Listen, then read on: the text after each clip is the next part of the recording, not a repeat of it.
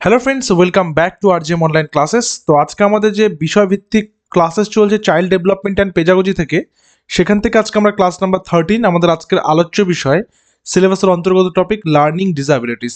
অর্থাৎ সিলেবাসের মধ্যে দেওয়া যে সমস্ত শিক্ষামূলক যে সমস্ত অক্ষমতাগুলো রয়েছে সেই সমস্ত বিষয় নিয়ে আজকে আমাদের ক্লাসে আলোচ্য বিষয়, যেখান থেকে প্রিভিয়াস টেট এক্সামগুলোতে বেশ কয়েকটা প্রশ্ন আসতে দেখা গেছে এবং সিটেট পরীক্ষাতে তো সেটার উপরে হামেশাই কোয়েশ্চেন আসে। তো সেই বিষয়গুলো নিয়ে আজকে আলোচনা করব। লার্নিং ডিসএবিলিটিস বা যেটাকে বলা হয় শিখন অক্ষমতা, ঠিক আছে, মানে পড়তে গিয়ে শিখতে গিয়ে যে বিভিন্ন রকমের আহ, সমস্যাগুলো হয়ে থাকে সেই সমস্ত বিষয়গুলো কিন্তু আজকে ক্লাসের আলোচ্য বিষয়। সবার প্রথমে যেটা রয়েছে সেটা হচ্ছে নির্দিষ্ট শেখার অক্ষমতা, যেটাকে এসএলডি বলা হচ্ছে, difficulty in classifying the specific learning disabilities. SLD অর্থাৎ স্পেসিফিক লার্নিং ডিসএবিলিটিস মানে নির্দিষ্টভাবে তুমি দেখবে বিভিন্ন রকমের স্টুডেন্টদের কিছু কিছু প্রবলেম থাকে, যেমন একই রকম দেখতে শব্দগুলোকে মিসম্যাচ করে, যেরকম পি কিউ দেখতে একই রকম, বি ডি দেখতে একই রকম, এই ধরনের আহ, মানে যে সমস্ত লেটারগুলো রয়েছে সেগুলোকে দেখতে তারা মিসম্যাচ করে বা সেগুলোকে তারা আহ, দেখতে বা পড়তে ভুল করে। এই সমস্ত বিষয়গুলো কিন্তু রয়েছে স্পেসিফিক লার্নিং ডিসএবিলিটিসের মধ্যে এবং সেই বিষয়টাকে আজকে আমরা ডিটেলসে আলোচনা করব। তো নির্দিষ্ট শেখার অক্ষমতা বা এসএলডি শ্রেণীবদ্ধ করতে অসুবিধা বা difficulty in classifying the specific learning disabilities কি রয়েছে বলছে। এসএলডি হলো একটি ক্লিনিক্যাল অবস্থা যা শিক্ষা ব্যবস্থার দ্বারা সংজ্ঞায়িত হিসেবে সর্বদা লার্নিং ডিসএবিলিটিস এর সমার্থক নয়। লার্নিং ডিসএবিলিটিস মানে শিখতে গিয়ে পড়তে গিয়ে যে সমস্যা, বাচ্চাদের তো অনেক রকমের সমস্যা হতে পারে।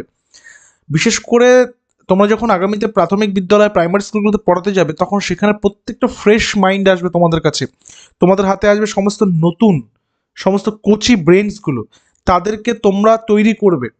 তো এবার তাদেরকে তৈরি করতে গিয়ে তোমাদেরকেও অনেক রকমের সমস্যার সম্মুখীন হতে হবে। তো সেই সমস্যার সম্মুখীন হতে গিয়ে যে সমস্ত পন্থা তোমাদের অবলম্বন করা উচিত সেটাও আজকে ক্লাসে রয়েছে। তার পাশাপাশি কি কি সেই সমস্যা হতে পারে সেটাও আজকে ক্লাসে রয়েছে। বলছে এসএলডি বা স্পেসিফিক লার্নিং ডিসএবিলিটিস এটা একটা ক্লিনিক্যাল অবস্থা যা শিক্ষা ব্যবস্থার দ্বারা সংজ্ঞায়িত হিসাবে সর্বদা লার্নিং ডিসএবিলিটিসের সমার্থক নয়, লার্নিং ডিসএবিলিটিসের মতন নয় বিষয়টা। লেখার অক্ষমতা হতে পারে, শিক্ষাগত এবং চিকিৎসা উভয় দৃষ্টিকোণ ব্যবহার করে নির্ণয় করা হয়। অর্থাৎ এই সমস্যাটা বিভিন্ন রকমভাবে কখনো কখনো চিকিৎসার মাধ্যমে, এবং আমি বলতে পারি যে সিনেমা হয়েছে কিছু এগুলোর উপরে, যেমন একটা সিনেমা রয়েছে, আমি কোনো সিনেমাকে প্রমোট করছি না, বাট তারে জমিন পার বলে বলিউডে একটা মুভি রয়েছে, আমির খান এবং আরও একটা ছেলেকে সেখানে দেখানো হচ্ছে যে কিনা অনেক চেষ্টা করছে, বাট সে পড়তে পারছে না। তো পড়তে না পারার কারণে সে সেই পড়াশোনাটাকেই করবো না এরকম একটা অ্যাটিটিউড তার মধ্যে চলে আসছে। সে দেখতে পাচ্ছে তার বয়সী বাচ্চা কাচ্চাগুলো সেই সমস্ত পড়া খুব ইজিলি করতে পারছে, বাট সে পারছে না, তো করবো না আমি, এরকম একটা অ্যাটিটিউড তার মধ্যে কিন্তু বিল্ড করছে। তো সেই শিক্ষাগত এবং উভয় ক্ষেত্রেই এই বিষয়টা দেখতে হবে এবং এটা ডায়াগনস্টিকের ব্যাপার রয়েছে।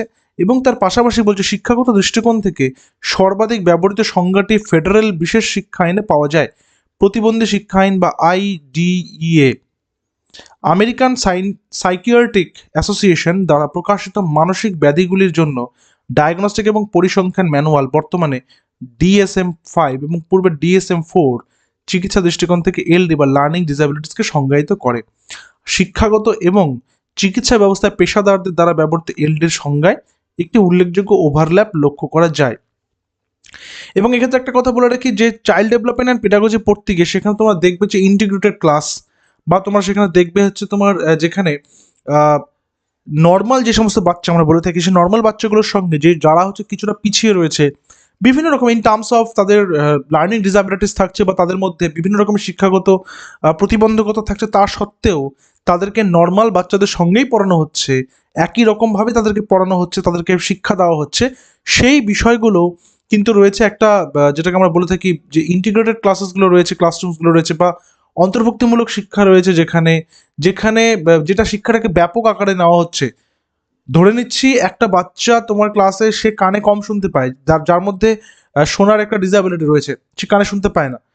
তোমার উচিত তাহলে কি তাকে যতটা সম্ভব তুমি তোমার কাছে বসাবে, ফার্স্ট বেঞ্চে বসাবে, এবং ফার্স্ট বেঞ্চে বসিয়ে সেই বাচ্চাটা যেহেতু একটা ইন্দ্রিয় আহ, কাজ করছে না, তার মানে তার বাকি চারটা ইন্দ্রিয় কিন্তু খুব সজাগ রয়েছে।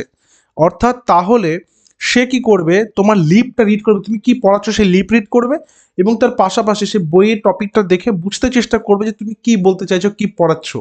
এইভাবে করে কিন্তু সেই বাচ্চাটাকে বাকিদের সঙ্গে তুমি জায়গা করে দিতে পারো। আরও একটা কন্ডিশন বলতে পারি, মনে করো তোমার ক্লাসরুমের মধ্যে একটা বাচ্চা বিকলাঙ্গ, তার একটা পায়ে কোনো কারণে একটা ডিফেক্ট রয়েছে, সে দৌড়াতে পারে না, কিন্তু তুমি এখন স্পোর্টস প্রতিযোগিতা হচ্ছে, দৌড়, লং জাম্প, হাই জাম্প, এইবার সেই 30টা বাচ্চার মধ্যে ওই একটা বাচ্চাও কিন্তু রয়েছে, এবার ওরও ইচ্ছা করছে খেলতে যাবে, এবার তুমি ওকে বাদ দিয়ে সবাইকে খেলতে নিয়ে যাচ্ছ, ও বসে বসে খেলা দেখছে, তাহলে ওর মনটা খারাপ হবে।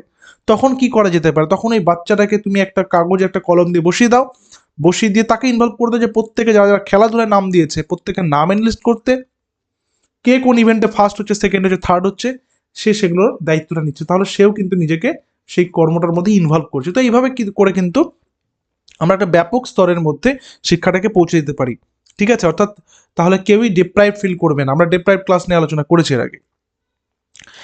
এবার কি বলছে, একটি নির্দিষ্ট শেখার অক্ষমতা, নির্দিষ্ট পার্টিকুলার কোনো টপিক, একটি নির্দিষ্ট শেখার অক্ষমতা ব্যক্তি প্রতিবন্ধী শিক্ষা আইন IDEA দ্বারা সংজ্ঞায়িত করা হয়েছে একটি বা একাধিক মৌলিক মনস্তাত্ত্বিক প্রক্রিয়ার একটি ব্যাধি হিসাবে, যা ভাষা বোঝার বা ব্যবহার করার সাথে জড়িত, কথ্য বা লিখিত যাই হোক না কেন, যা শুনতে, চিন্তা করতে অক্ষমতার মধ্যে নিজেকে প্রকাশ করে।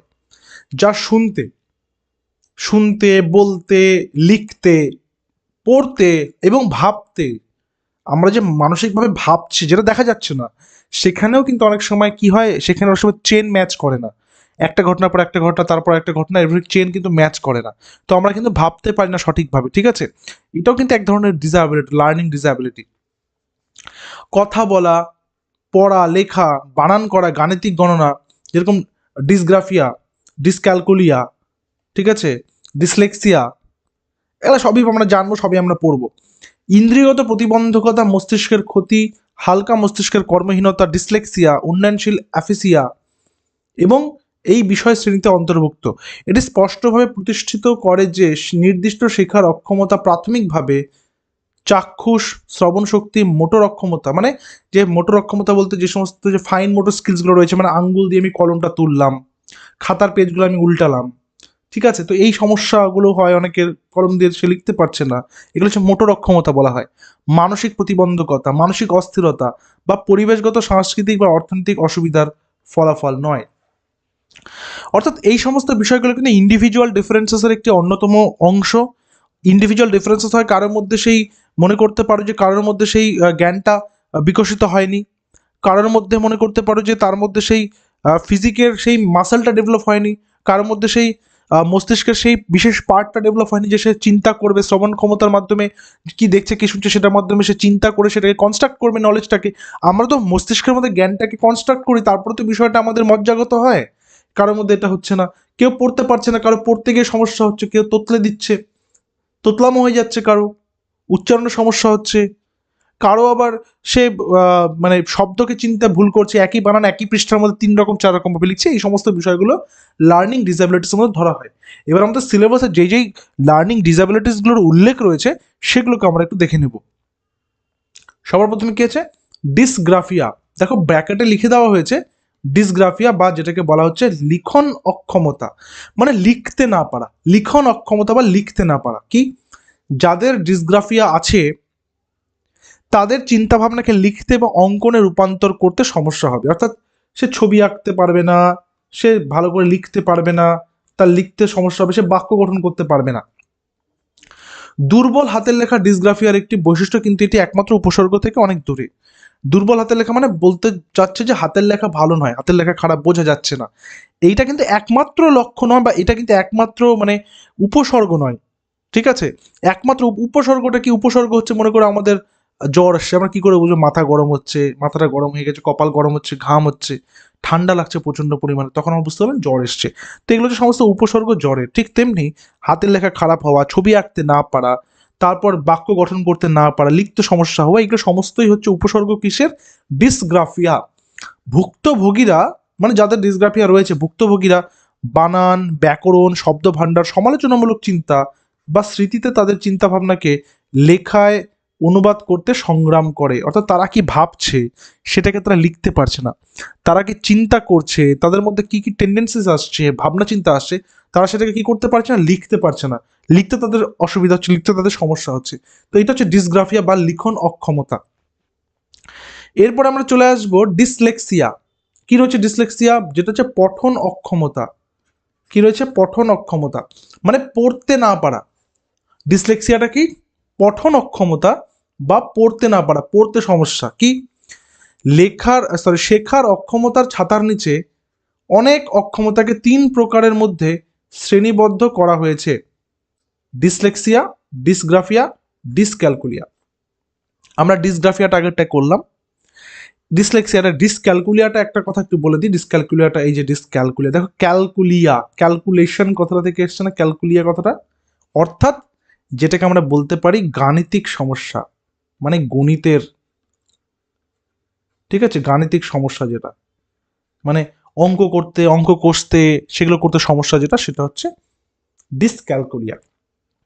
ডিসগ্রাফিয়াটা আমরা আগেরটাতে করলাম, কি লিখতে সমস্যা। এবার ডিসলেক্সিয়াটা কি দেখো, ডিসলেক্সিয়া একটি ভাষা প্রক্রিয়াকরণ ব্যাধি যা পড়া, লেখা এবং বোঝার উপর প্রভাব ফেলে, মানে পড়তে না পারা, সঠিকভাবে পড়তে না পারা। ওই যে বলছিলাম সিনেমাটার কথা, তারে জামিন পার, যেখানে বাচ্চারা পড়তেই পারছে না, কি লেখা রয়েছে সেটা সে উচ্চারণ করতেই পারছে না, এটা হচ্ছে ডিসলেক্সিয়া। অর্থাৎ APPLE অ্যাপল, এটা যে অ্যাপেল হয় সেই অ্যাপেলের কনস্ট্রাকশনটাই তার ব্রেনে হচ্ছে না, ঠিক সেরকমই ডিসলেক্সিক শব্দগুলির ডিকোডিং বা ধ্বনিগত সচেতনতার সাথে শব্দের মধ্যে পৃথক শব্দ শনাক্ত করতে অসুবিধা প্রদর্শন করে। ডিসলেক্সিক শব্দগুলো, অর্থাৎ মনে করো যে আহ, মানে বি কে ডি লেখা, পি কে কিউ লেখা, মানে একই রকম দেখতে শব্দগুলোর সঙ্গে কি করা, গুলিয়ে ফেলা। ডিসলেক্সিয়া প্রায়শই বহু বছর ধরে নির্ণয় করা হয় এবং প্রায়শই পড়া, ব্যাকরণ, পড়ার বোধগম্যতা, মানে পড়াটা বুঝতে পারা, না বুঝতে পারা, এবং অন্যান্য ভাষার দক্ষতা নিয়ে সমস্যায় পড়ে। অর্থাৎ ডিসলেক্সিয়া হচ্ছে সেই রোগ যেখানে পড়তে সমস্যা হবে। তোমাকে একটা প্যারাগ্রাফ দিয়েছে, সেটা তুমি রিডিং পড়তে পারছো না, ডিসলেক্সিয়ার একটা প্রভাব থাকতে পারে। ডিসগ্রাফিয়াটা আগের পেজে যাচ্ছি। ডিসগ্রাফিয়াটা কি? ডিসগ্রাফিয়াটা লিখতে সমস্যা। গ্রাফিয়া গ্রাফ পেপারে লিখবো আমরা, তাহলে লেখার সমস্যা কি? ডিসগ্রাফিয়া। ডিসলেক্সিয়াটা কি? পড়ার সমস্যা। ডিসক্যালকুলিয়া ক্যালকুলেশন, ম্যাথামেটিক্স, তাই গাণিতিক সমস্যা। আরেকটা হচ্ছে ডিসক্যালকুলাটা আগে আলোচনা করে নিলাম, তবু আরেকবার বলে দিই যেহেতু এখানে রয়েছে। ডিসক্যালকুলাটা কি? গাণিতিক অক্ষমতা। কি রয়েছে? ডিসক্যালকুলিয়া গাণিতিক গণনার সাথে সম্পর্কিত শেখার অক্ষমতা, মানে গাণিতিক গণনা, যেমন 8 8 64, তাই না? এই যে আমি একটা মানে কি করলাম, একটা গুণন করলাম, আমাকে বলে দেওয়া হলো বা কাউকে বলে দেওয়া হলো প্রথমে 5-এর সাথে 15 যোগ করো, তারপরে তুমি 3 বিয়োগ করবে, তারপর যেটা আসবে সেটাকে 2 দিয়ে ভাগ করবে। এই যে কম্বিনেশনটা, প্রথমে যোগ, তারপর বিয়োগ, তারপর ভাগ, যা ডিসক্যালকুলিয়া থাকবে তার মাথাতেই আসবে না বিষয়টা, সে মানে ব্যাপারটাকে সে কম্বাইন করতেই পারবে না, ঠিক আছে? সে তারপরে মনে করে বললো যে 30 নম্বর পৃষ্ঠার 15 নম্বর লাইনের দ্বিতীয় শব্দটা, 30 পৃষ্ঠা 15 লাইন দ্বিতীয় শব্দ মাথায় গুলিয়ে যাবে, মানে এই যে কম্বিনেশনগুলো, শব্দ ওয়ার্ডের নাম্বারে যে কম্বিনেশন, সে বুঝতেই পারবে না, ঠিক আছে? তো এটা হচ্ছে এই গাণিতিক গণনার সঙ্গে সম্পর্কিত শেখার অক্ষমতাকে অন্তর্ভুক্ত করে। ডিসক্যালকুলিয়ার আক্রান্ত ব্যক্তিরা গণিতের ধারণা, সংখ্যা এবং যুক্তির সাথে লড়াই করে। কখনো কখনো গণিতের ডিসলেক্সিয়া হিসেবে উল্লেখ করা হয়। ব্যক্তিদের সময় বলতে, টাকা গণনা করতে, প্যাটার্ন শনাক্ত করতে, গণিতের ঘটনাগুলি মনে রাখতে এবং মানসিক গণিত সমাধান করে ঘড়ি পড়তে অসুবিধা হতে পারে। অর্থাৎ মনে করো যে ঘন্টা, মিনিট, সেকেন্ডের কম্বিনেশন করা, টাকা গুনতে দেওয়া, টাকা গুনতে সমস্যা হওয়া, সময় বলতে সমস্যা, ইত্যাদি ইত্যাদি সমস্যা কিন্তু এই ডিসক্যালকুলিয়া থাকলে হতে পারে। এগুলো কমন মিস্টেক্স বা কমন সমস্যা। এরপর কি আছে? Non verbal learning disabilities. Non verbal learning disabilities বা NVLD, non verbal learning disabilities কি রয়েছে? অমৌখিক লার্নিং ডিসঅর্ডার বা NLD বা NVLD, অন্যথায় অমৌখিক শিক্ষার অক্ষমতা হিসেবে পরিচিত। নন ভার্বাল যেহেতু বলেছে, তাহলে অমৌখিক, ভার্বাল মানে মৌখিক, তাই তো? সবচেয়ে উপেক্ষিত এবং কম নির্ণয় করা শেখার অক্ষমতাকে বলা হয়ে থাকে। এটা কি? যেহেতু এক্ষেত্রে কোনো কিছু অ্যাক্ট করার ব্যাপার নেই, এক্ষেত্রে নিজেকেই ভাবনা, নিজের কর্মক্ষমতা, নিজের মস্তিষ্কের ক্ষমতার কথা বলছে, সেই কারণে এটা কিন্তু প্রকাশ্যে কম আসে। মস্তিষ্ক ভিত্তিক অবস্থা দুর্বল, চাক্ষুষ করার ক্ষমতা স্থানিক এবং সাংগঠনিক দক্ষতা দ্বারা চিহ্নিত করা হয়। অমৌখিক সংকেত শনাক্তকরণ এবং প্রক্রিয়াকরণে অসুবিধা এবং খারাপ মোটর কর্মক্ষমতা। অর্থাৎ কোনো কিছু ভাবছি, কোনো বিষয়কে ভাবছি, ধরে নাও কোনো একটা ঘটনাকে আমি পর্যায়ক্রমিকভাবে সাজাচ্ছি মানসিকভাবে, সেটা সাজাতে অক্ষম হয়ে যাচ্ছে, সেটা সাজাতে আমি পারছি না, তাহলে এটা নন ভার্বাল লার্নিং ডিসএবিলিটিসের মধ্যে পড়বে। ঠিক এরকমই, যদিও এটি অমৌখিক শিক্ষার অক্ষমতা একজন ব্যক্তির কথা বলার অক্ষমতার সাথে সম্পর্কিত বলে মনে হতে পারে, এটি আসলে অমৌখিক আচরণ বা সামাজিক সংকেতগুলি ডিকোড করার অসুবিধাগুলিকেই বোঝায়। এনভিএলডি আক্রান্তরা শারীরিক ভাষা, মুখের অভিব্যক্তি এবং কণ্ঠস্বরের স্বর বা যোগাযোগের অমৌখিক দিকগুলি বোঝার সাথে লড়াই করে। যোগাযোগের অমৌখিক দিকগুলি মানে কি? মানে কোনো কিছু বোঝা, কারোর ইমোশনকে বোঝার চেষ্টা করা, কে কি বলছে সেটাকে ডিকোড করা, মানে কে কি বলতে চাইলো সেটাকে বোঝার ক্ষমতা ইত্যাদি, কিন্তু যাদের এনভিএলডি বা নন ভার্বাল লার্নিং ডিসএবিলিটিস থাকে তাদের মধ্যে কিন্তু থাকে না। মানে বলতে চাইছে যে মানসিকভাবে অবিকশিত যারা থাকে তাদের মধ্যে এই বিষয়টা কিন্তু লক্ষ্য করা যায়। আর এনভিএলডি সহ শিশুরা প্রায়শই ভালো কথা বলে এবং ভালো লিখতে পারে, তবে সূক্ষ্ম সামাজিক সংকেত, বিমূর্ত ধারণা, বিমূর্ত কথাটা কি? বিমূর্ত মানে হচ্ছে যেটার কোনো বাহ্যিক রূপ নেই, যেমন আবেগ। আবেগ আবেগ একটা বিমূর্ত ব্যাপার, বন্ধুত্ব একটা বিমূর্ত ব্যাপার, ঠিক আছে, শত্রুতা একটা বিমূর্ত ব্যাপার, স্বাধীনতা একটা বিমূর্ত ব্যাপার, মানে যেগুলোর কোনো বাহ্যিক রূপ নেই সেগুলো হচ্ছে বিমূর্ত। তো এই বিমূর্ত ধারণাগুলি বুঝতে তাদের সংগ্রাম করতে হয়, এই বিষয়গুলো বুঝতে তাদের প্রবলেম হয়। তারা কিন্তু সব কিছুই ভালো পারবে, বাট তাদের এই যে থিঙ্কিংটা, এতে তাদের ডিপ থিঙ্কিংটা, ইমোশনাল তাদের যে ভাবনাটা, তাদের যে মেন্টাল যে তাদের পাওয়ারটা, কনস্ট্রাকশন পাওয়ারটা, সেটা কিন্তু তাদের থাকে না। তো এটা হচ্ছে লার্নিং ডিসএবিলিটিসের মধ্যে আরেকটি নন ভার্বাল লার্নিং ডিসএবিলিটিস। ঠিক আছে, তো এই ছিল আজকে ক্লাসের বিষয়বস্তু, লার্নিং ডিসএবিলিটিসগুলো কী কী রয়েছে সেই বিষয়টা।